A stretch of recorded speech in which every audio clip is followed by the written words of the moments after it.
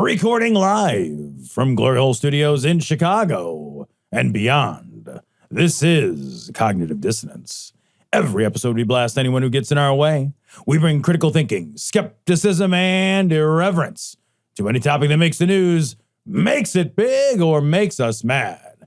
It's skeptical, it's political, and there is no welcome mat. Today is Thursday, September the 28th, and a lot has happened. Holy shit, in the last 7 days. A lot has happened. Yeah, a lot has happened. We're going to get to all that. I want to jump in real quick before we get started, Tom. Yep. Last week on our show, we were talking about a group of people trying to take away rights from trans kids and gay kids. The story was a funny story about someone who was saying that kids were putting butt plugs, getting butt plugs given to them or whatever. Taught how to use butt plugs or whatever. It was a dumb. Yeah. It was a dumb story. It was somebody who didn't understand what was really happening in the world and freaking out about it, hyperventilating about it, and we talked about it. But one of the things I said in there, and nobody mentioned this, nobody called me out on it, but I noticed it when I was editing, and I wanted to correct myself. When we were talking about that story, I said that the problem is that they're when they take away these things for kids, for all kids, they wind up singling out these kids that are trans and LGBT. And I said they do it. I think I said something like they do it. And they're actually hurting normal kids too, is what I said. I said something like that. They're hurting normal kids. And I want to roll that back and say that being trans and being gay are normal. Those are normal things. It's just a smaller percentage of the population is. I made a mistake when I said it. Nobody graciously, I think people give me a lot of grace on this show. I think that's our audience is very gracious. I hope they do at this give point. A lot of grace, but I caught it and I left it in specifically because I thought the point I was making was important. But I wanted to at least correct and say that gay and trans kids are normal kids. That's a normal thing that happens. It's normal. What I was using was it was a different terminology, and I shouldn't use those words. Yeah, and I think that's just a understandable like semantic or rhetorical accident that happens. I don't think that there's any connotative like intent there. I know that there's not. Yeah. And I think like what is often requested is the idea of typical. Yeah. Like other than typical. Good point. Because and maybe I'm wrong about this. So like if I'm wrong, you can write in, correct me. But like I hear people talk about not being neurotypical. Yeah. And I don't think that's connotated. And so I thought when you were telling me this, I had to record. I thought, well, I bet we could use the word typical and replace that for normal, because like normal has an analog, which is abnormal. And abnormal is certainly full of all kinds of connotations. That's where you don't want to make that presumption. Yeah. And that's why I didn't, it felt weird when I said it. And when I said it, I wasn't thinking of it. Yeah. When I heard it again, I had an opportunity to cut it, but I thought, you know what? The point I was making, I think is important. Yeah. That it's taking away from all kids, right? It's not just you're not even just shitting selectively. You're not just shitting selectively on the people you want to hurt. Right. You're hurting all kids. But I wanted to say that, and I thought it was important enough to leave in. But you're right; it's typical, or I could have said hetero cis. I could have said something like that. I just didn't. I was lazy with language, but I just wanted to mention it just so that people know. Sometimes you catch yourself, and you want to just change what you said. I've been waiting for you, friends. Goldman, do you know what you're doing? I'm fully aware of what I'm doing. Can't you see? Man committed a sin, disturbing the life cycle of nature. The original sin that man is responsible to protect the life cycle. I have made a creature to rule over man. This is the final battle. Show yourself, our new ruler, the Emperor. Tom, I want to play this for you. Okay, this happened I don't today. know what he's going to play, guys. So it's mature content. I'm going to put it on the big screen here. Cecil, so we can actually hands above the table. Hands above the table, everybody. I found this today. All right. This is on Public Freakout, and it's really funny. This is a Reddit. This is from the House today. I think it was either today or yesterday when they're talking about Hunter Biden and they're trying to do impeachment because they want to impeach. Good luck. They want to impeach Joe. Good luck, clown car shitheads. So let me make this. I'll ambigonate this and I'll turn it up and we'll listen to it. It's 1 minute and 30 seconds. I like the suit though. Hold on. I gotta say, this guy is awesome. Mr. Moskowitz. He is. That suit, his suit is a level great, of blue. And he is amazing. So here we go. Love it. It's a simple board, right? So all other presidents in the United States, 50% of the impeachments. Donald Trump, the other 50. Donald Trump has half of the impeachments in American history. But you know what? He's got 100% of the indictments. 100% of all indictments. 0 for the other presidents. Listen, let me do it another way. I want to channel my inner Tim Russert. So let me go to the board, right? And I don't have Florida. But Donald Trump, impeachments. Oh, how many impeachments? We got 2 there. How many indictments? We got 4. How many for Biden? 0. Donald Trump is right. He's sick of winning. He's just winning, running away with it. And that's why we're here. We're here because of math. That's what this is about. They can't save Donald Trump. They can't take away the 2 impeachments and the 4 indictments, but they can try to put some numbers on the board for Joe Biden. But the problem is when you sling mud, you got to have mud. And they just don't have anything, Mr. Chairman. So look, we get it. We know why we're here. That's why they say the Biden family, the Bidens, James Biden, Joe Biden's dog, Commander, but not Joe Biden. Never Joe Biden. So when are you going to have the vote on impeachment, Mr. Chairman? What are you scared of? Call the vote. Come on. If you all think there's so much evidence, we're here. Call the vote on impeachment. Impeach him right now. I dare you. And then he yielded back. So what I love about that is that I think there's finally a group of people in there who are done pretending with this sort of decorum stuff. And they're like, no, you know what? Fuck your face. Yeah. How about this? How about this? And then he just holds up all this stuff. He's like, no, man, here you go. Here's the numbers. Yep. And go ahead and do it. I fucking dare you. Yeah. I fucking dare you. And they're not going to do it. They're never going to do it. What they want to do is they want their sound bites from this so they can keep playing them on Fox News over and over and over again. Yeah. All this is meat to dogs. Yes. That's all any of this shit is. Yes. Like it's just throwing meat to dogs. Yeah. It's fucking nothing. It will never be anything. He'll never get impeached in the House. He'll certainly never get convicted in the Senate. He's literally not done anything. And the point that keeps getting made, and I think it's the important point to seize on here, is it sounds like Hunter Biden did some bad shit. Like Hunter Biden broke some laws. Yeah. Okay. Hunter Biden isn't fucking employed in any way. There is literally no evidence of influence peddling whatsoever. That would be the only thing anyone should be worried about is influence peddling from Hunter Biden to Joe Biden. There's not, they've been digging and digging and digging. They've had this laptop so fucking long. I could have poured through this laptop, Cecil. Tom, could have gone through the contents of this laptop. Yeah. They've had it so long, it's like running on like OS 1 or something. For fucking real. It's running on Windows 95. They're just like, oh, I got a smocking gun. Yeah. And it's like, where's the smock, right? Because like, there's no smock, there's no fire. Yeah, man. There's nothing. You guys have nothing. And all they do is talk about this like vague collection of like conspiracy adjacent kind of buzzword bullshit. Yep. They've got nothing that even approaches the concept of evidence, not even a littlest bit. And it's just a dog and pony show for the tragically stupid. That's what this is. This is fucking poisoned bread and circuses run by idiots. Yeah, that's exactly all it is. I will say too, if you pay attention to any of the stuff that happened while Donald Trump was in office, his children and his in-law children, children-in-law, whatever, they were racking up dollars and having big deals. Yeah, man. $2 billion after the fact to Jared Kushner. Yeah, I was going to say, with the Saudis. With the Saudis. $2 billion from the goddamn Saudis. This is an intense amount of stuff has happened. Here's the difference between them and Hunter Biden.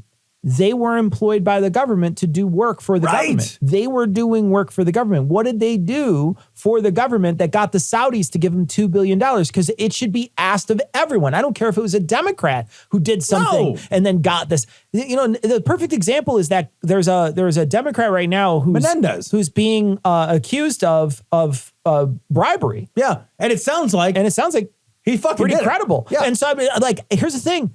go away. Yeah, go throw him away. in jail. Never come back. You can be a Democrat in jail. I don't care. Yeah. But don't be one in the fucking Senate, which is where you're at now. Yeah, dude, 100%. Menendez is a great example. Menendez, when they went into Menendez's house, they found like $500,000 in cash and gold bars. Yeah. And then this like treasure trove of information and text messages about like what really does appear to be bribery and influence peddling. It really seems fairly cut and dry, actually, bribery and influence peddling. And I'm like, all right, cool. Thing is, like, that dude and I no longer share values. Fuck that guy forever. All Democrats, all politicians are tools for the people. Yeah. We hire these tools to go in and perform the fucking work that we, the people, want accomplished. This guy is no longer capable of performing that work. He's not my buddy. No. We're not on the same team. He's not sucking my dick. I don't care about this guy. I could not possibly care less what happens to him. Throw him in jail, fire him, replace him with someone else. If it means we got to get a Republican replacement it is. So if it's one of the states where the governor appoints the replacement. He's in a place where right now he would be replaced by a Democrat. But even if he wasn't, I'm just saying, still throw him in the trash. Still burn him at the stake, illegally speaking. Like, good, get rid of him. He doesn't share values with me anymore. He's not a useful tool to me. He's broken the law. Everybody is subject to that. Yeah. Fuck that clown. Jared Kushner's like, he was supposed to be in charge of the pandemic response. He bungled the fuck out of that. He didn't know what the fuck he was doing. And he gets out of fucking politics. Now he's got a $2 billion deal with the Saudis. The Saudis, like, if you remember, 19 of those guys kind of committed 9/11. Yeah. Like, we are not buddy-buddy with the Saudis, except for weirdly we are and always have been. That's a problem. Yeah. All of that shit is a problem. It's huge. This Joe Biden thing, show me something. Show it to me and then I'll flip. Yeah. I'll be like, great, fuck that guy. Yeah. But they've got literally nothing to show for it. I'm happy to do that on anyone. Just like you, any single one of them. You do anything wrong, get out of there. I don't need you there. I don't need you there. But if you're not doing anything wrong and you're just doing it just specifically to go after them because you want to make sure you have headlines on Fox News, get out of here with that. Yeah. I do wonder, though, increasingly, does Fox News fucking matter? Because who's tuning into that wasn't already converted? Yeah, do you know what I mean? Yeah. It's like if I go to like the local fundamentalist Baptist church, and the guy stands up there and he preaches some crazy shit. It's like, well, yeah, he was always going to preach crazy shit.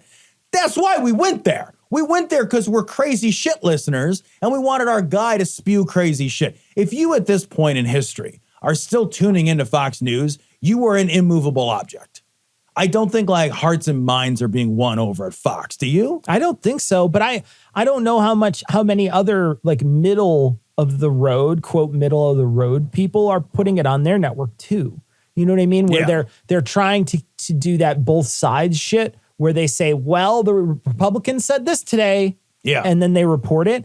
And then it makes it feel like the Republicans said something that was true. Right. Do you know what I mean? That's true. Because while Fox News is going to doctor it up and do whatever they want with it, if you play Jim Jordan on CNN as if Jim Jordan has as much validity as somebody else on the other side, say Ocasio-Cortez, you're like, okay, well, you're lying to people. You're lying because he's lying to people. Yeah. Rarely is there a news network out there that's willing to say so-and-so is lying.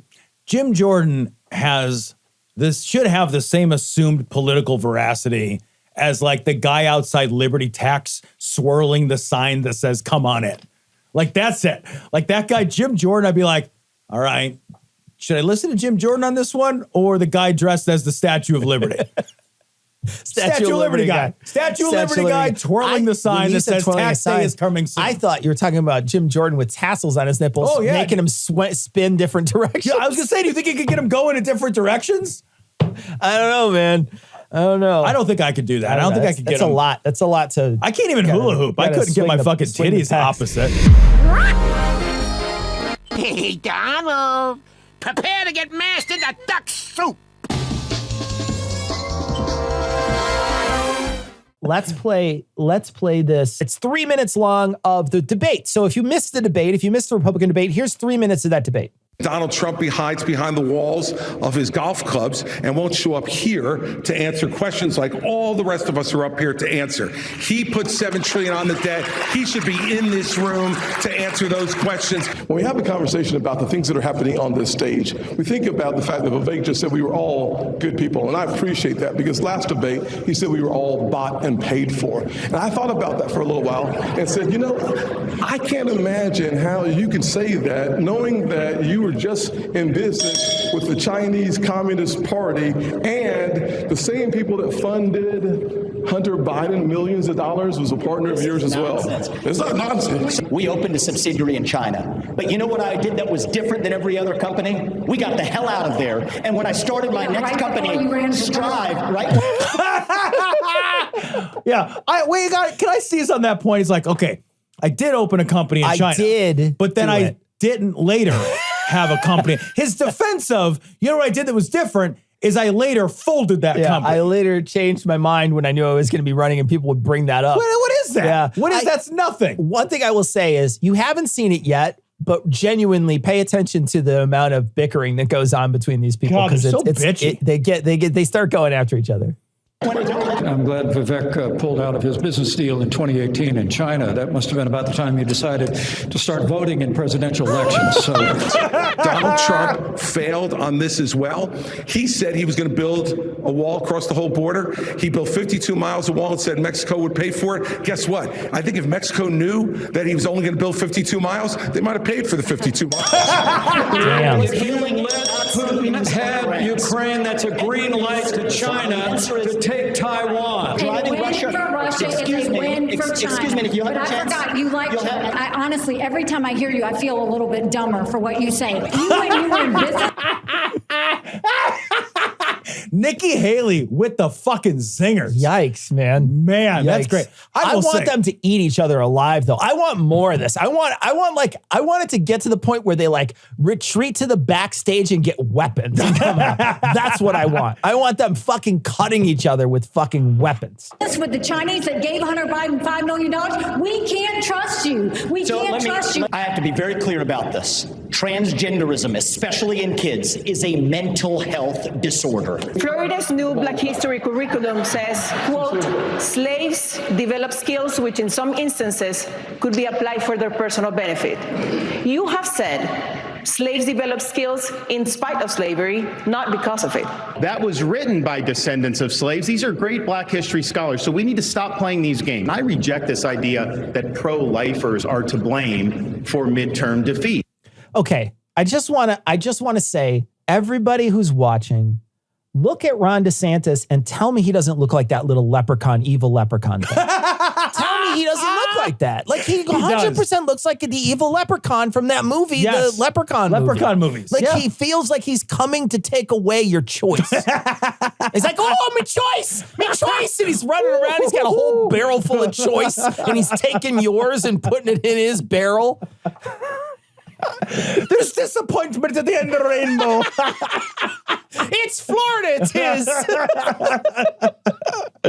is. I appreciate Tim. We've known each other a long time, but he's been there 12 years and he hasn't done any of that. Where have you been, Tim? 12 years. We've waited and nothing has happened. You didn't ask the only guy that's been in tech. You have energy questions. You don't ask anything, but I'm just going to say right now, nobody else done the big fights. North Dakota was leading the charge. We won the battle. Energy, economy, national security have been talking about it since day one, and now finally we're having the conversation about it, but we've got the answer in North Dakota. And I want to look at that camera right now and tell you, Donald, I know you're watching. You can't help yourself. I know you're watching, okay? And you're not here tonight, not because of polls and not because of your indictments. You're not here tonight because you're afraid of being on the stage and defending your record. You're ducking these things. And let me tell you what's going to happen. You keep doing that, no one up here is going to call you Donald Trump anymore. We're going to call you Donald Duck. That's a good line. I got to say, that is actually a good line. It is. That is an actually good line. It's a good line. It was distressing that it was delivered by Chris Christie because he is a repugnant human being.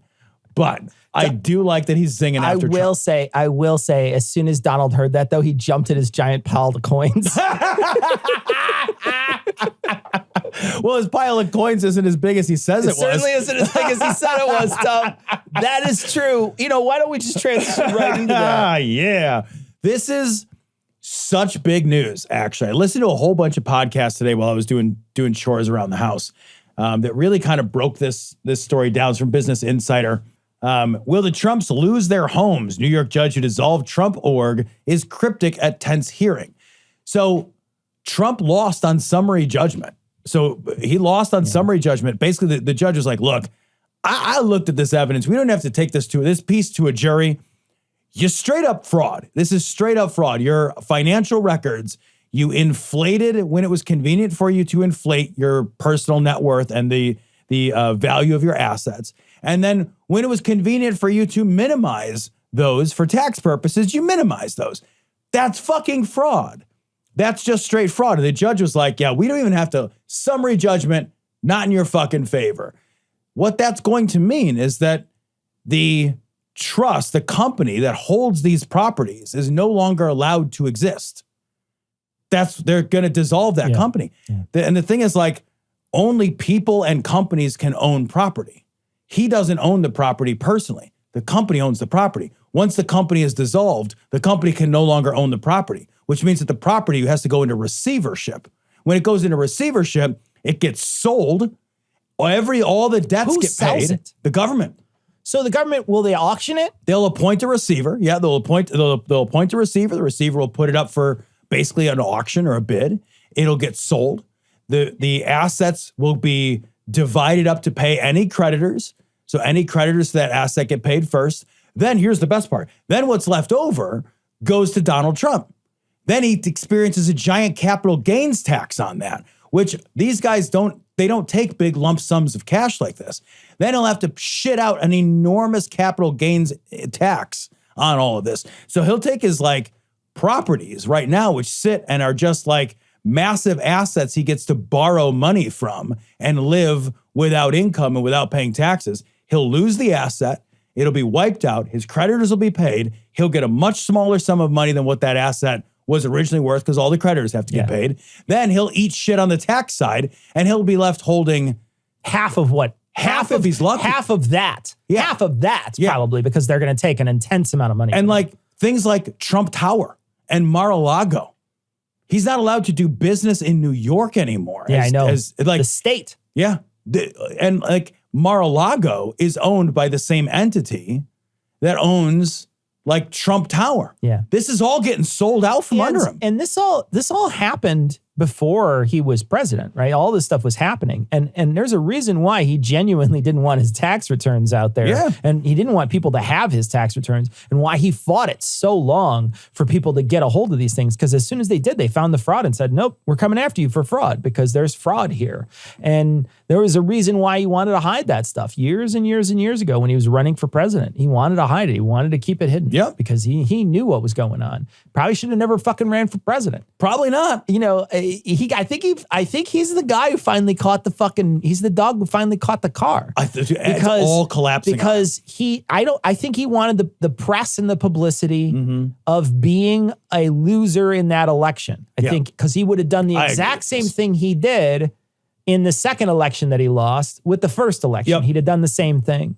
And for him, it wouldn't have mattered because then he could have just had this sort of group of people behind him that were following him constantly doing all. He still had it when he was president, but then he doesn't have the scrutiny. Yeah. And so that's the thing that he wanted was the power without the scrutiny. Yeah. But he got both. Yep. And he's not happy with that because, and now he's trying to, you know, his Truth Social rants are all about how crazy this is, but it's not crazy. No. This happens to people when they commit fraud. That's just, there's nothing crazy about it. The crazy thing is that we elected him president and that's on us. Oh yeah. Not on him. That's on us. On us. Yeah. That's on the American people. Yeah. I agree. I don't think, and this is just conjecture, but like, I genuinely don't think he wanted to be president in 2016. I think there's enough reports of him and his mind and the things he was saying from enough people to that's a safe bet. Yeah, I think the scam, because he's a fucking scammer, I think the scam was just like you said. You run, you lose, you pre-declare it rigged, you say you're going to run again, you keep your PACs open, and you fundraise into those PACs. And you use those PACs as a way to keep, building this brand and selling people more of your Trump branded shit, and to open this political action committee that you can have as an infinite supply of money. Yeah. I think that was the scam. The problem is like all of a sudden he won. Yeah. And then he was like, fuck, I got to be president. And then he was a terrible fucking president. Yeah. And everybody, like you said, like there's an enormous amount of additional scrutiny that comes with that would not have come with that otherwise. And these financial disclosures, they're not even close. Like the valuations of his assets I saw this. They're not intense, even close. So different. They're like 1,000 times so different. Like overblown from what they are reasonably. So like people do this stuff. Yeah. But they don't do it at the levels that he was doing. Exactly. And I think that's important to point out, because I think people will listen and say, well, don't people automatically try to devalue themselves when they don't want to pay property taxes? Yes. And then 100%. if I'm trying to sell my house, I try to get as much money as possible for my house, let's say, and I might try to do those things together. But that's not fraud, because I'm not saying my house is worth 1,000 times less than I'm trying to sell it for. And that's the numbers that we're talking about here. It's not just that like it's $10,000 cheaper on my taxes than it is on my whatever. You know what I mean? So, and he's lying about materially established facts. So like one of the things he talks about is like the value of Mar-a-Lago. So he says Mar-a-Lago is the most like valuable piece of personal property in the world. He values it at like $1.8 billion. There's no fucking way it's worth $1.8 billion, no matter how you value that asset. But he also, part of his valuation is saying, well, we could turn this into residences. Except for you can't turn it into residences because it was not zoned and built that way. It wasn't, there are laws that say like there's use laws, like how you're allowed to use a property. It's specifically built saying this is not a residential development. But then he says, well, but if this was residential, it would be worth all of this money. It's like, if my grandma had wheels, she'd be a bicycle. Right, exactly. And that's kind of what the judge said, was like, look, you can't value it based on a series of hypotheticals that literally cannot come to fruition. Yeah. That's insane. That's insane. The tax valuation, which is a bad valuation, was something like $18 million. And there is in real estate, especially in luxury properties, there's a wide range on how things get valued because there's a limited number of buyers and it's harder to do comps. And there's a lot of wiggle room. So even taking that 18 and kicking it up to 24 or 30 million, nobody would have batted an eye. 35 million, nobody would have batted an eye. But when you start saying this is an asset that I want to use as collateral to get favorable loan terms from Deutsche Bank, and I'm going to say this asset is worth $700 million, when in fact it's probably worth a 20th or a 30th or a 100th of that or less. That's just like, that's straight fraud, man. That's like lying on your fucking loan application. It's 100% fraud. And that comes out in this other story, Tom. This is from the New Republic. The footnote on Trump's boasting about his Saudi line of credit is terrifying. And this is where they're asking him, this is from the same source, where they're saying, how do you think that these things are worth that much? And he would say, basically, look, I could call the Saudis and they'll pay that price. They will pay any price for this. And that is terrifying. Why are they willing to pay that kind of price? This isn't helping you. Do you not understand how this isn't helping you? And he is so stupid that he thinks it's helping him. Yeah, for real. I can call an internationally despised enemy of the United States and they will pay any unreasonable price for my property. In exchange for what, man? Yeah, man. You're saying like, look, I'll just take a bribe. Here's what I'll do. I'll just take a bribe. If I need to sell Mar-a-Lago, hey, I'll take a bribe. I can't. What? I just can't. Hey, you know what? I don't have the money, but I could borrow it from the mob. Yeah. What? Yeah. That's the same thing, It's man. insane that he would say something like this. And like to say, I am willing to at any point owe a favor to the Saudis. Right. For this, that's not a +1 on your column for the judge or whoever's hearing this stuff. I just can't believe that he would say something like that. And, like we mentioned before, Jared is now in bed with the Saudis to the tune of $2 billion. And also the Saudis bought up golf. The Saudis just bought golf. I know. They also paid an immense amount of money for like one of the premier football players, like not football, like American football, like soccer. One of the premier, they paid an immense amount of money for one of them to come there. And they also are at this point looking to purchase, it looks like they're looking to purchase the NBA too. Holy shit. It looks like they're looking to basically purchase, or not purchase the entity of the NBA, but have an immense amount of investment in the NBA. They are now diversifying their money from sports washing. Their money into other places, because they're getting, probably getting out of oil eventually, and they're just going to own probably entertainment is what their plan is. Well, and I did read that this is part of, there's a term called sports washing, which is like sports are beloved and the Saudis are not.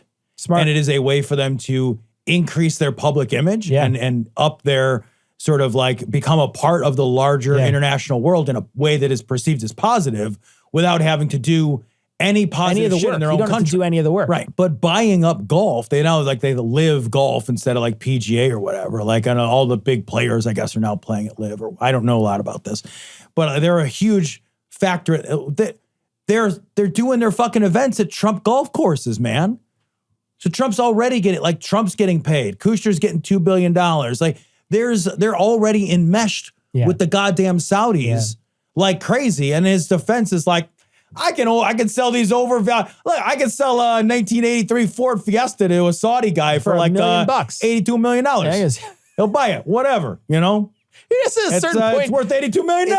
It's like your kid just thinks that you can exchange stuff for money because they don't know how things work. So he keeps walking up with like pretty stones, and they just give him giant buckets of cash, and he's like, here's a leaf. And they're like, here's a bucket of money. Here is enough gold to bury you. Jesus Christ. It is exactly that. Yeah. Do we think this doesn't come with strings attached? I know, man, it's crazy. Holy shit. What?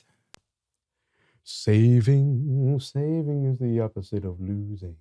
Saving is the opposite of getting no stuff. Using Code Glory is the thing to do. Oh, hi. I didn't see you there. Please come right in. Sit down. Now, you may be thinking to yourself, Ian, what the hell are you doing? Well, when I'm not stealing ideas from TikTok, I'm extolling the virtues of glory. Code Glory, that is. You see, saving is the opposite of losing. It's kind of like making money. It's kind of like something else, but most of all, it's saving. That's why I go to adamandeve.com and use code GLORY for 50% off almost any one item. Then Adam and Eve loads on the free stuff with 3 free gifts, 6 free spicy movies, discreet and free shipping, and rush processing. Wow, TikTok, don't stop. Almost something on the cup. Never mind, that's a different song. Anywho, make sure you're heading on over to adamandeve.com and using code GLORY, because saving is a wonderful thing to do. Code GLORY. I should have been the one to fill your dark soul with light.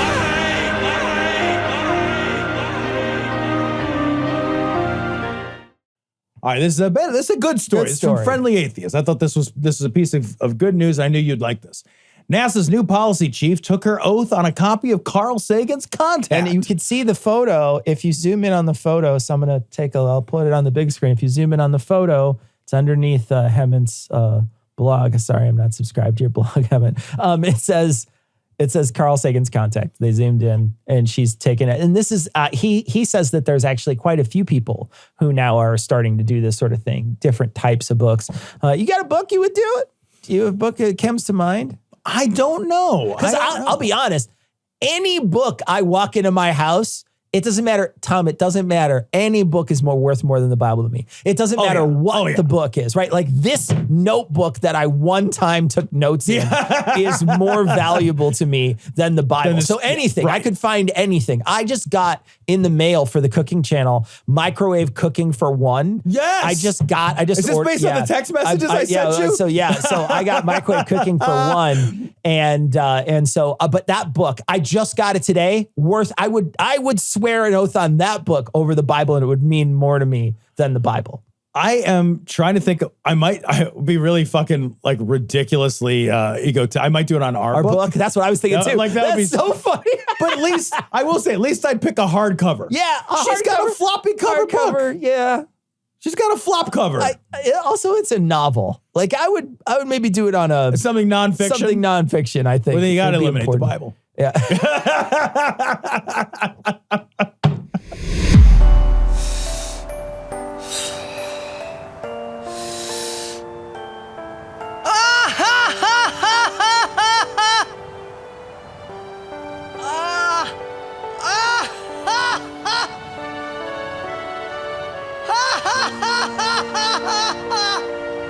You probably shouldn't laugh anymore.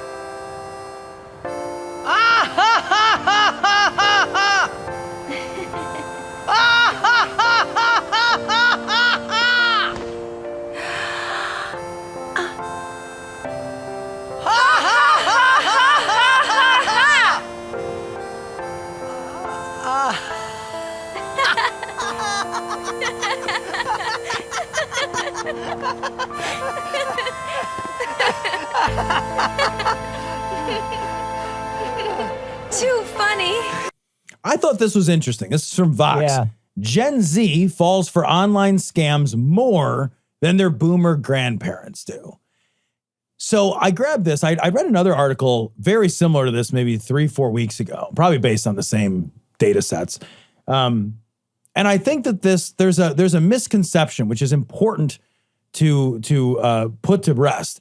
And that misconception is that the digital generation is better equipped for the kinds of critical thinking that is necessary to do to combat the misinformation glut and the quicksand of disinformation that exists and is pervasive online. And that's just not true. Critical thinking and information vetting are skills. Where and how you apply them, the medium, like if you either have those skills to apply to any medium or you do not have those skills. It is not the case that like the digital generation, like those who are like born into it, are just like somehow de facto better at this. Yeah. And I think that there's been kind of a lot of that narrative that floats around, like just casually. I think there is an important piece though, and that's they're more immersed in the digital landscape than their boomer grandparents are. So what happens is that a kid, somebody who's young, will probably have better security ideas and do the things that are necessary for security, but they've spent their entire life digitally. So they're way more immersed in it. They're doing it more. And so naturally, if you do something more, there's more risk. Yeah. There's more opportunities, more risk. Just like the reason why if you drive more, your insurance goes up. Right. There's a reason for that. It's because there's a better chance you're going to be in an accident. Now, you could be an excellent driver. You could be like an amazing driver and never get into an accident. But you know what the problem is that they are constantly in this flow, and so while they may practice some better practices, security being one of them, they're still more immersed in this flow. And I was thinking very specifically about how I am getting targeted. And we talked about this maybe 5 or 6 weeks ago, where I'm getting targeted now by random texts. Yeah. And those random texts are something like, hey, Joe, I'll pick you up from the movies at 6. Or, hey, Lisa, can you work for me on Tuesday? Here's the thing. I'll never think that that's someone trying to contact me. It'll never cross my mind that is a person who would be trying to contact me ever. Because I don't operate like that. I don't operate with some random person sending me a message. But Gen Z might, right? They might work with a bunch of people where their name's on a wall. And they might get a text that says, oh, hey, can you work for me or whatever? And those are texts that I've gotten before. So there's a possibility they may answer that question. Yeah. Whereas I would never think to answer that question because I'm not swimming in that pool. They are every day. That's a good point. They have 3 or 4 ways that they're going to be even deeper in the deeper end. So they have to be even more secure than I do. Yeah. And they probably get by with the same level of security. And that's why they get taken more, I think. I think those are all excellent points, and you're very right on all of them. I think that there's I think about my kids, I think about the people that I know that are Gen Z, and they have a lot of relationships that are only online. Yeah. I don't have any. I am not going to fall for an online trick in the same way, right? Because I'm not going to develop a relationship that is online only. I only have real life relationships. And that's an intentional thing for me. So, and not shitting on relationships. No, because that's a personal because value. your kids have my them, kids have. My wife has. My wife has relationships with people, friendships with people she's never met. I just don't do that. But like, I'm just validating your point. I just wanted to say that just so somebody didn't say. Yeah, it's not a value judgment. It's just something that I just don't like. So like, but if you are living a life where you have lots of people that are online only people, that is necessarily harder to vet. Yeah.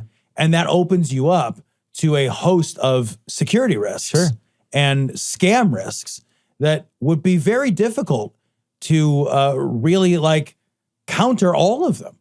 It's easier. You're right. It's easier for people like myself or boomers who are more like pen and paper, more flesh and blood, oriented folks.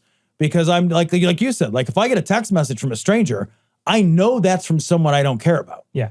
It's literally not. It's impossible for it to be wrong. And they the other thing too that they do in these text messages, which is really clever, is they make it seem like it's important, right? Yeah. So they say something like, "Hey, I'm going to be out of town and I won't be able to pick you up from the airport," right? So a Gen Z kid, I'm going to call them kids. I don't know if people would be upset by that. I don't know. I'm going to call him a kid because I'm an old man. So a Gen Z kid might say something like, well, fuck, somebody's going to not have a ride if I don't respond. Because they think that's how the world works, right? Yeah. They would get a text and then they would be like, well, what if somebody did that to me? So they probably trying to be a good person, they would respond to that person and say, hey man, you got the wrong number. And be like, oh, I'm so sorry. Oh, hey, what's going on? And then they might develop that friendship because that's what that is made for. It's made to get you to the next level to be like, I'm so sorry. Who are you, by the way? Right. And then they might get a friend because that's how that scam works. Yeah. Just so that they can then talk to you and then try to scam you out of money. That's what that's for. That whole fucking fake text thing is literally to scam you. Yeah. But they might get taken by it because they care enough about the person at the other end thinking that they're going to be the ones who get screwed. That what I don't is care about any of those people. So if I get a call and Joe's supposed to work for Susie, Joe and Susie should have figured this shit out without my phone number. Yeah. And I think it's exactly right. I'm going to tell you a quick story. Like I think there's a vulnerability too, like a security vulnerability to being vulnerable with people that are only online. And and I'm not saying that that's something people shouldn't do or shouldn't experience. A lot of people have really satisfying online only relationships. But this is just kind of a funny thing. It just happened this week. Just this week, my stepson had oral surgery, had his wisdom teeth pulled out. And he was put under for that surgery and he came to, and he was loopy as fuck. And he was really funny. He was really, really funny. He was like, very like, typical take a video of your kid being loopy coming out. He's 17. So he's coming out. He's never been under before. He's loopy as all get out. And he's just chattering away. And he's not much of a chatterer. He's not much of a talker. And in fact, at one point, he's like, it's so much easier to talk about my emotions when I feel like this. Like he was just a hoot. He was a riot. But at one point, he starts telling me, he's like, did you know I had 4 girlfriends in my life and you only met 2? And I was like, no, obviously I didn't. Because 2 of them were online only. And I thought about that a little bit. And I was like, he counts those 2 people he never met in the flesh as girlfriends. They are for him real relationships that he had, that had an arc, that ran their course, that had a breakup. They had this whole thing. And that's the experience I'll never have, right? That's an experience that I can't personally relate to. But that also tells me that he is vulnerable to being vulnerable online. And that creates a space that I think you're right, that older generations don't have. Yeah, we just don't have it. Yeah, we just don't have it. It's a really interesting though. And I think what it says though too is that I think if you're in those generations and if you have those relationships or if you're prone to those relationships, you just got to be extra careful. You got to be extra careful because you're swimming in a deeper part of the pool. Yeah. You're just deeper. You're just deeper than the rest of us. I'm not over there. I'm in the, I got fucking arm floaties and I'm in the shallow end. I know. Same. I am literally never leaving the shallow end. I have a desire to be in the deep end. I'm fine. But I also think like it's so strange if I go online and I see people doing online dating and I'll read some of these exchanges that people have. Like it'll be on the front page of Reddit sometimes. Sure, yeah, Tinder will pop up where someone will have a Tinder exchange.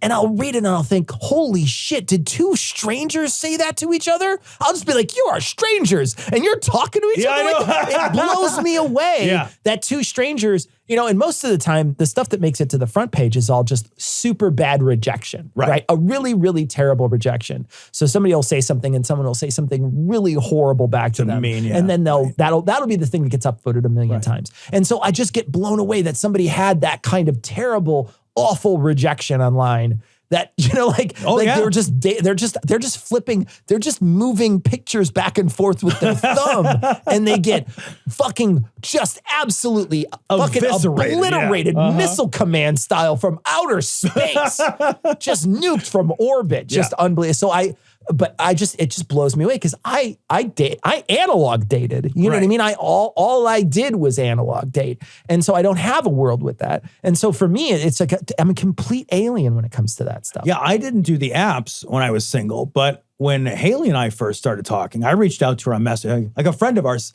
Thomas Smith, actually set us up. But like, you know, so she was kind of expecting that I might reach out to her. But I did have to do like a cold open on Messenger and be like, hey, you know, like, and like chit chat. But it's literally within the hour, I was like, I made up some bullshit. I was like, hey, this app drains my battery. Can we talk on the phone? Because I was like, I don't like this so much. This texty thing. Like, man. I just hate it. I just like, can we just talk? Like, texting. I can't. No texting. This is not my texts are the driest texts in the world. Dude, like, I couldn't. Let me tell you something, man. I couldn't. There isn't a thing I could open with my text. There isn't a thing I can open. They are the driest text. It's like wiping your tongue dry text. They are so. Did you get the milk? Like that's my text. There's nothing extra in there. I'll sometimes try to chat with Cecil over text. And I don't like to chat over text, but like I'll see like a news story or something. And I'll like have like 3 or 4 lines of text and Cecil will be like, thumbs up to the middle one or something. Or like, yup. Or like I'll get like one line or something. And I'm like, I'm the worst we'll talk about it on I'm Thursday. so bad at it.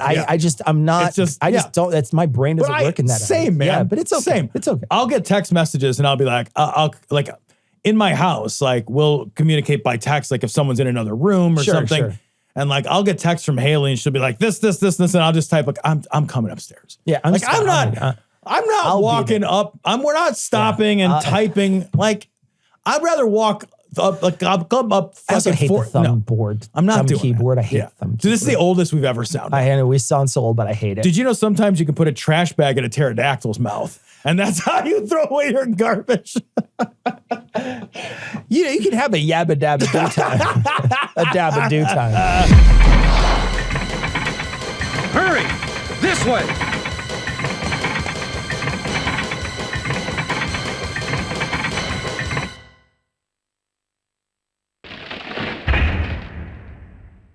Oh, Barry! That was too close. You were almost a Jill sandwich. You're right. Barry, thanks for saving my life. But Barry, didn't you say you're going back to the dining room to do some research? Why on earth are you here? I just had something I wanted to check. Now, let's get back to searching for the lost captain and Chris, shall we? So I grabbed this because I really wanted to talk to you about this. This is from The Guardian. Texas death row inmate at mercy of Supreme Court and junk science. So you guys may remember back in, I don't know, it's probably the 80s, 90s, early aughts, maybe even, that there was a spate of so-called shake and baby incidents. There was billboards. Never, ever, ever, ever, ever shake a baby. And I remember listening to a podcast, like a long form podcast, maybe 6-8 years ago, about the shake and baby thing and how it's pretty much bullshit. Like this, it's just not really a thing. And a lot of people have gone to jail. Yeah. Like gone to jail for shaking their baby because it became this sort of, I don't know, it became this sort of cultural phenomenon that we all believed in. It was a satanic panic of killing the kid or something like that. Yeah, it was like, and it had a very similar thing because somebody heard it, they thought it was true. Yeah. And then everybody suddenly saw it everywhere they looked. And with these sorts of things sometimes too, one of the things I find fascinating is that like these will happen. And then entire trainings will happen for police will become trained on how to spot shaken babies. Yeah, man. And then, MEs will get trained on how to spot shaken babies. And there'll be all this like proliferation of junk science on how to spot this thing that isn't a thing, this thing that has not got any real backing to it. There's no evidence. And lives get lost. Lives get completely fucking ruined. I cannot imagine the horror of losing my child.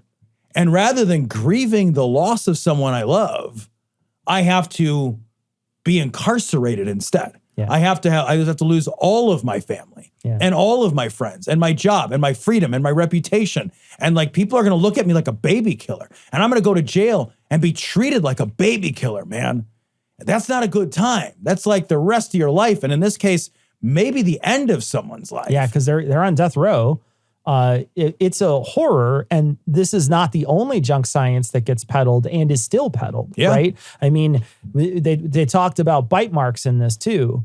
One of the reasons why, some of these people get killed is because of bite marks, because bite mark analysis. And bite mark analysis is fucking feng shui. There's nothing to it. It's literally a junk science. The same thing with this shaken baby. The same thing with so many of these forensic skills that people come out and say, this is how you spot this. They don't know what they're talking about. No, it's all made up. It's all made up, but the points do matter. Yeah. This is different, right? What matters is they're taking people's lives away because they are falling into this trap thinking that there are experts in this field that are telling them true things, and then they're finding those true things, but those things that they're being told are lies. Yeah. And then they're propagating those lies because then they're becoming trainers of those people. Yep. And, we were even finding like just fingerprint analysis is sometimes so not fucking real. Where nobody just does what they do in the station when they touch an ink thing and then they roll it back and forth. Nobody touches anything like that. There's tiny little partial prints. And we looked at one thing where somebody sent out 100 of these and no one could match it. No one could match anything with anything else. And so you're seeing this happen with all kinds of forensics. And this is just one of those pieces where someone's saying this isn't real. But we have plenty of people in the courts all across the country that are willing to keep these junk science around because I think our country hates people who do crimes so much they're willing to hurt innocent people to punish maybe someone who might do something wrong. Yeah, I think that that's very, very true. I want to bring up another junk science just in that same thing, and then I want to circle back to what you just said a little bit and add one to that maybe.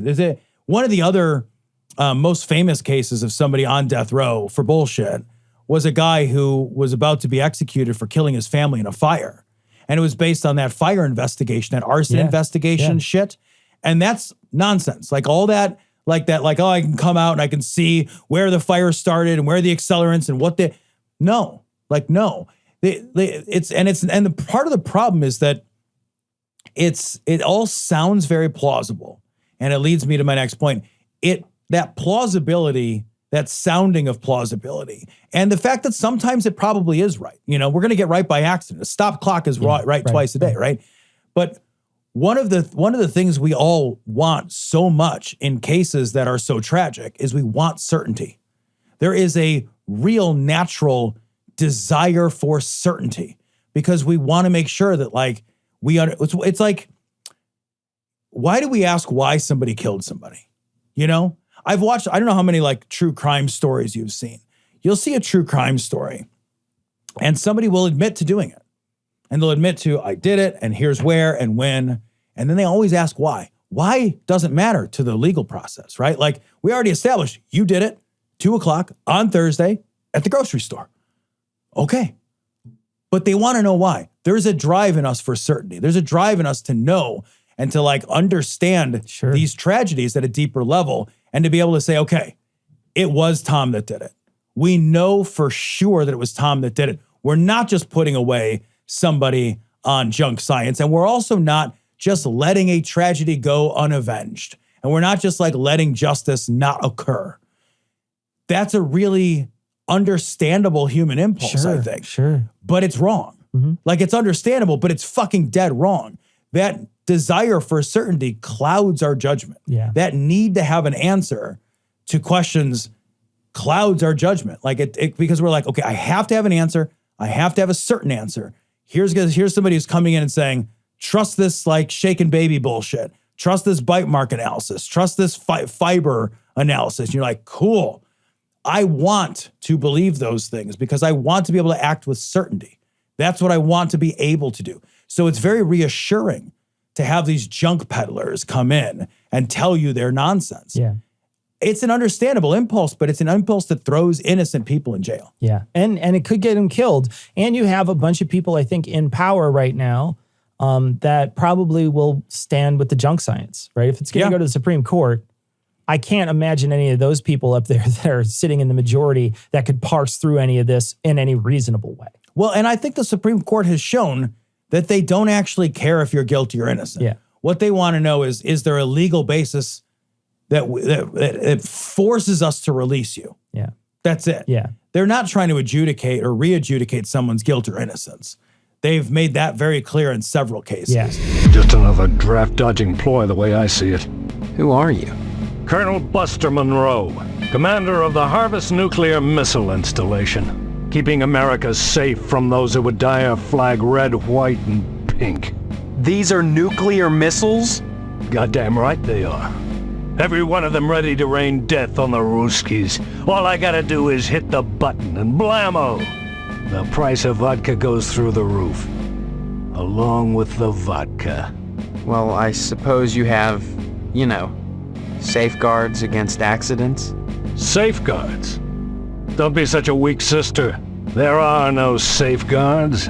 This is the 50s. So this story comes from the Huffington Post. Mark Milley taking safety precautions after Trump suggested he deserves execution. And it's not just him, because GOP Representative Gosar suggests that Milley should be hung for his January 6th response. Now, Tom... No, is it Gosar or Gosar the Gozerian? And is it hanged or hung? Well, I'll tell you what.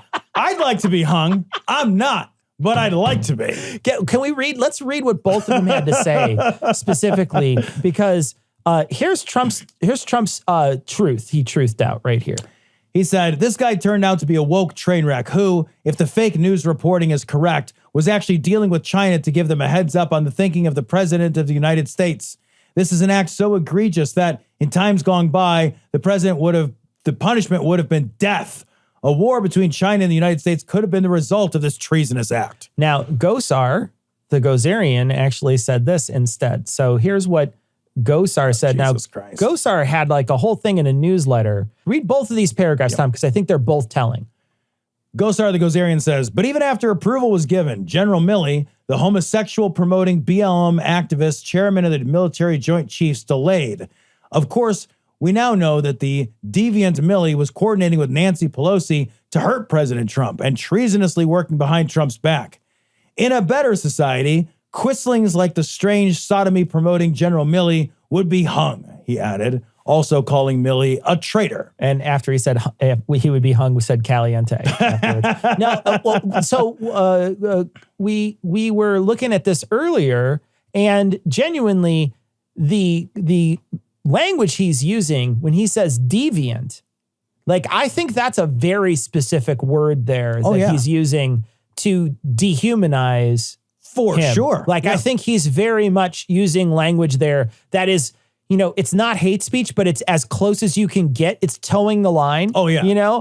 It's hate speech edging. Yeah, it really is. Yeah. And the other line from Trump basically says that in a normal, if all things being equal, in a regular place, he would be killed for this. Yeah.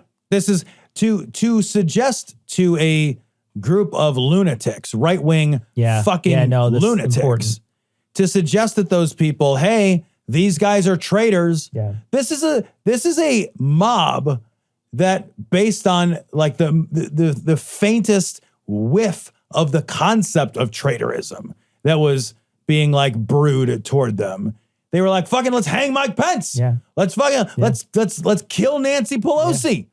Let's murder these human beings like without trial. These are extrajudicial vigilante nut jobs, right-wing fucking terrorist nut jobs. And I really think what this is a call out. Yeah. I think that they are calling them out. I think there's a group of people on the right who are hoping for some real violence. I think that they're constant like, hey, you know what? If we don't get our way, there's going to be a temper tantrum civil war. Give us our way. It feels very toddler-esque on the one hand, but on the other hand, it is also absolutely trying to see how much they can churn. Sure. How much can they churn? How much energy is really over there? I think that they are looking out at the crowd and gauging the violent energy of that crowd. Yeah, I don't think that's off the mark at all. I think that that's kind of exactly where they're at. And I think one of the things that they're trying to do is, you know, they're trying to see if there's something there. They're trying to foment that if they can. Yeah. If they can't and nothing comes of it, then what? There wasn't any problem. You know, you see what happened with Trump when he was putting out these texts throughout his entire November, December after he lost. He's putting out these texts and these tweets, etc. for a whole month. He's tweeting and tweeting and tweeting, and he was able to foment a group of people to come forth and attack the Capitol. Oh yeah, I think that this sort of thing is something that he very much wants, and you can't take away his bullhorn. These are essentially threats to someone in the government who's stepping down, right? This is essentially threats and not just by an ex-president, by someone who's currently in government, right? We see these things happen, and somehow we feel powerless in some way to take away their rights. But I just don't feel like we should live in a world where this is okay. And somehow we've gotten to this place where we've fallen off so far from what normal is that we just hear this and we think, well, I don't think you should be able to do that. I genuinely feel like someone should be showing up here to your door and saying, you are trying to incite something, you're going to jail or something. I mean, like, I know, man. Genuinely, this is not something that should be taken so lightly. In 20 some year, I can't remember anymore, a group of fucking lunatics believing the shit that Trump was spewing about COVID restrictions tried to kidnap the governor of Michigan. Yeah.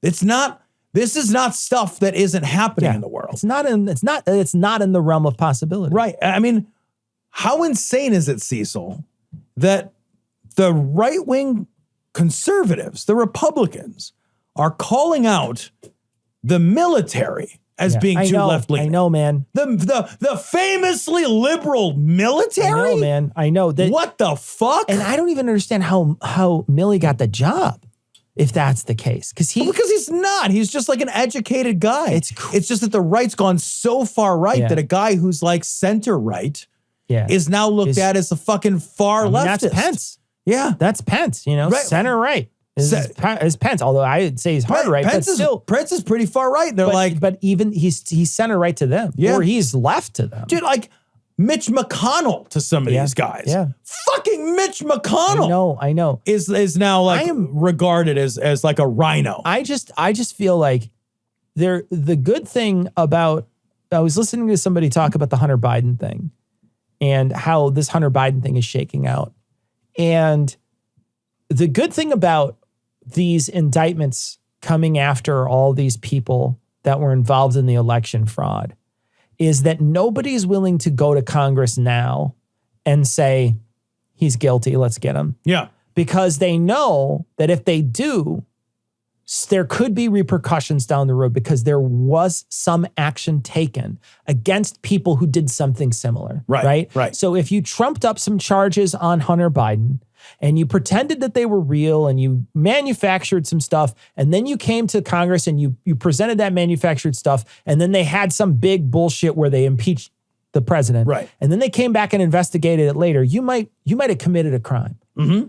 And nobody's willing to step up now that they're seeing all these people all over the country start to get fucking thrown in jail, get thrown in jail, or they're out on bond right now. These people are out on bond. These are not the heads of organizations. This is somebody who's like the head of the PTA and the Republican Party in a small county. They're on bond right now, and they will be going to court very soon to defend themselves against the state of Georgia. And they see that, and so there's teeth to it, right? They see there's teeth to it. And so that's why this Hunter Biden thing isn't taking off as much as it should, right? Because everybody's like, fuck that, I ain't stepping on that landmine. I think you need to do something like that with this too. Something like this needs to happen where people don't feel safe saying things like this about people who are in government that are, like you shouldn't feel safe saying those types of things. No, I think we've got to get to a point where we still retain reasonable, strong, robust, wide freedoms of speech, but we can't threaten people with mob violence, right? We can't. You can't sick by proxy vigilantes on something, because you're exactly right. What these guys have figured out is that they can't take direct action. Direct action is going to land their asses in jail. But I think what they're trying to do now is shift their tactic to get a bunch of dumbass pawn proxies to do their bidding for them. And I think some of these guys are waiting. I think it's like, well, if I keep poking, if I keep poking, at some point, someone's going to murder someone for me. I don't think you're wrong.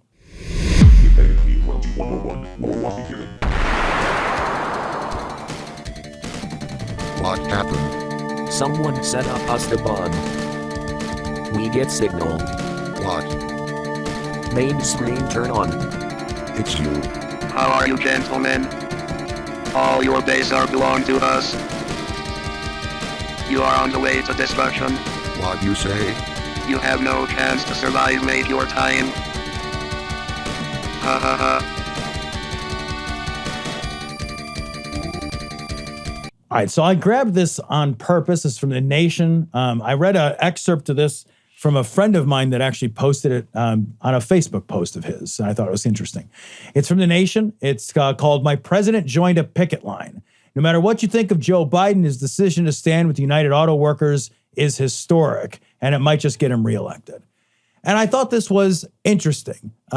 Never in American presidential history has a president picketed with any striking workers. And, Joe Biden did say when he was fighting for election, he said, I will be the most pro-union president in American history. And I think so far he has borne that out. I really do. And I grabbed this because I think that Joe Biden is far left of Obama in practice and in tone. And I think he gets far too little credit because he's not perfect. No, I mean, he is not perfect, but he is the most progressive president we have ever had, by a lot. There is nobody comparable that we have ever had. And I find it bizarre that he gets so little credit for this stuff. And what I saw this week, when I saw him on the line and I saw that people were talking about it, a lot of people posted it, but I saw a lot of pushback where people were saying, he's trying to make up for what he did to the rail workers. And the rail workers, he shut the strike down. He did. He shut the strike down. And we can go back and forth and decide whether or not that was necessary, right? Like I think there's arguments that say it was necessary for our nation because there was important things that were being shipped by the rail. If he didn't shut it down, there would have been some serious problems with our supply chain. And there's another side that says that was kind of propaganda, possibly by the companies to try to convince people that that's what it was, so there's some back and forth there. Regardless, he did that. And I was very upset by it. I remember, he and Bernie and other senators and the unions themselves fought after the fact to get the thing that was left on the table, which was sick days, to try to get the sick days for the rail workers. Now, rail unions, there's 11 rail unions. There's a ton of different rail unions. So some unions decided not to take the thing that they're offering, so they haven't gotten sick days for some of those people, but some of them have. Others have praised the other portions of that union, have praised the administration, specifically praised them and said they did a great job and got us what we asked for. Other people didn't ask for more and didn't get enough, but that's how negotiation works. Sometimes you ask for more. They're asking for 15 days. Some of them got 7, some of them got 4. It just depends on how but these are sick days only. These are not like total time off. These are not like total time off. These are sick day only. And so there's a back and forth there to decide, whether or not that was worthwhile. I will say this. The unions are coming out and saying, the ones that he got, that he helped and that other people helped, it wasn't just Joe Biden. It was the administration. Right. It was senators. It was Bernie Sanders. It was other senators. It was other pieces of government. And it was the unions themselves that did that hard work, hard work on the ground to try to push those rails, those rail companies to give them the benefits that they were looking for. And so some of those unions were happy with what they got. Others are still trying to fight for it. So it's not 100%. Right. And I want to make sure that's clear, but genuinely, that's a great thing, right? Stop the rail strike, bad, in my opinion, but getting the things that they wanted, good, right? And so that's redeemable, in my opinion. And this, I think, is genuinely awesome. Yep. I love this. Yep. I love the fact he's standing out there. And Trump tries to do this, right? Trump tried to do this. He went to a factory down the road from here. He didn't go to the UAW. He went down somewhere else where there's a factory not associated with this at all and talked to people who weren't even involved in this whatsoever. But he made it look as if he was doing the exact same thing that Joe Biden is doing, right? Because here's the difference. The difference between Joe Biden and Trump is Joe Biden thinks you are who you are.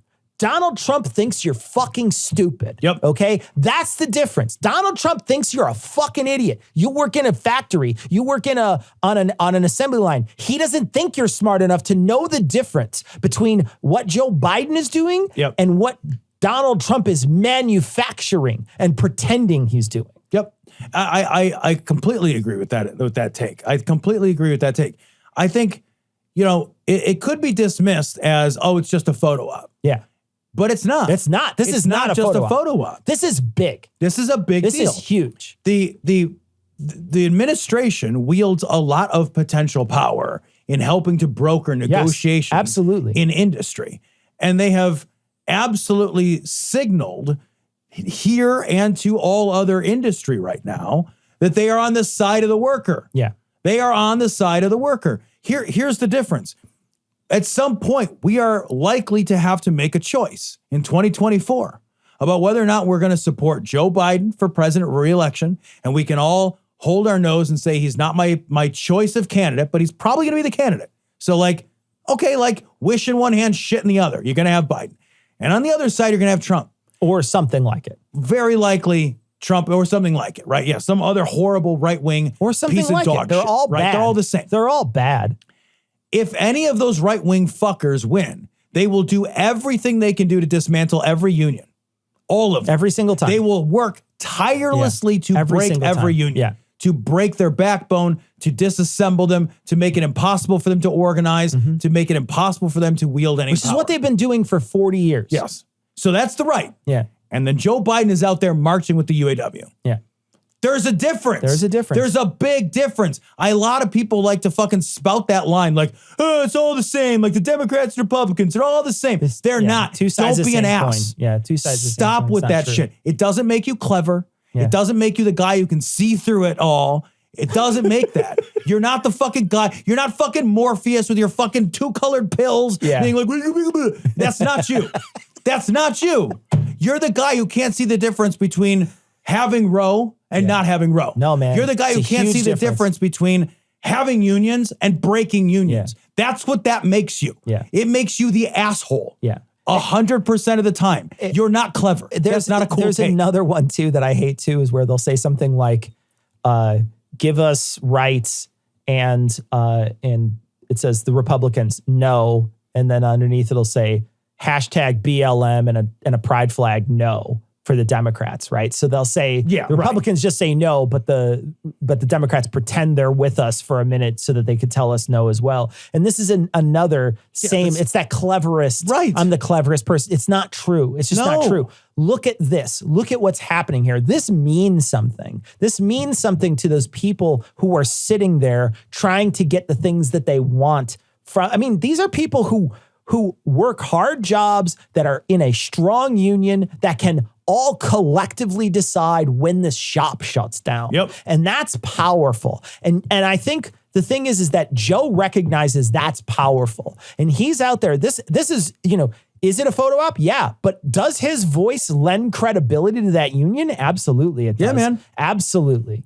And I also think it's the case that if we pay attention to if we pay attention when it's rhetoric only from the right, and we do, then we should pay attention when it's rhetoric that we want to hear from the left. Yeah. I think there's a tendency to say, it's just talk.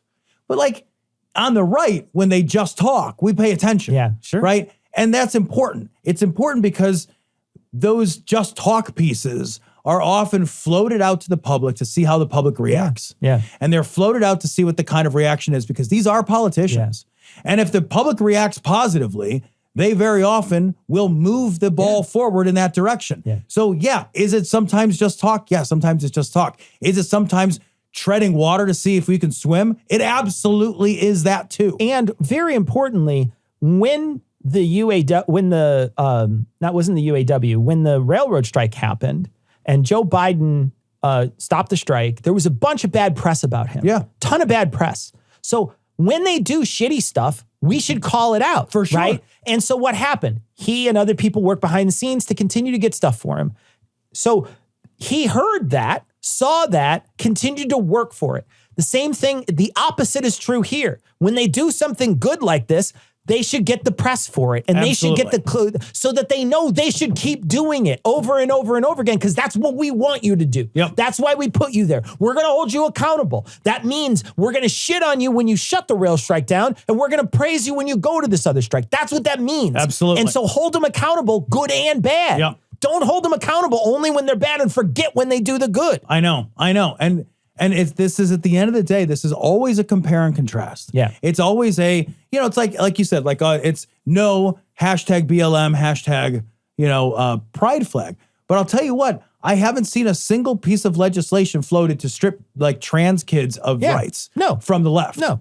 So it's not the same. It's not the same. It's not the same. Yeah. I haven't seen any of this legislation that it would seek to disenfranchise the black vote coming from the left. Yeah. It's only from the right. So seeing that, draw that fucking stupid equal sign and being it's all the same. Look at what I did. I made a funny, clever meme. No, you're not clever. Yeah. What you're doing is encouraging people not to act, to become depolitical, to disengage from the process. And that hands elections over to the right, who then does the shit you're afraid of. It's real. It matters. It matters every time. So we got to give him credit. He's out there. He is the most progressive president in any of our lifetimes. Why can't we be okay with that? Why can't we be is he everything we wanted? No. Is he better than everything we've ever had? Yeah. How is that not progress? To me, that feels so much like progress. All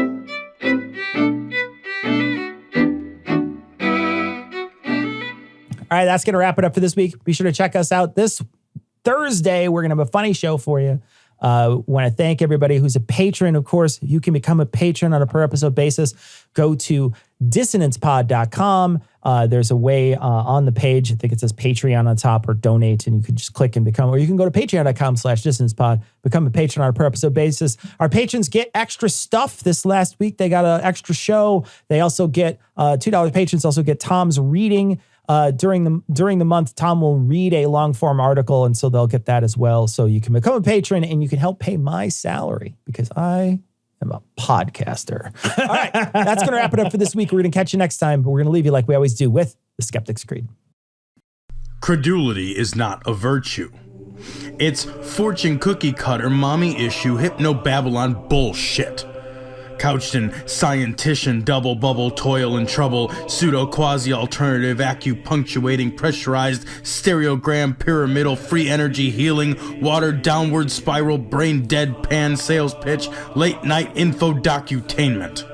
Leo, Pisces, cancer cures, detox, reflex, foot massage, death and towers, tarot cards, psychic healing, crystal balls, Bigfoot, Yeti, aliens, churches, mosques and synagogues, temples, dragons, giant worms, Atlantis, dolphins, truthers, birthers, witches, wizards, vaccine nuts, shaman healers, evangelists, conspiracy, doublespeak, stigmata, nonsense. Expose your sides. Thrust your hands, bloody, evidential, conclusive. doubt even this.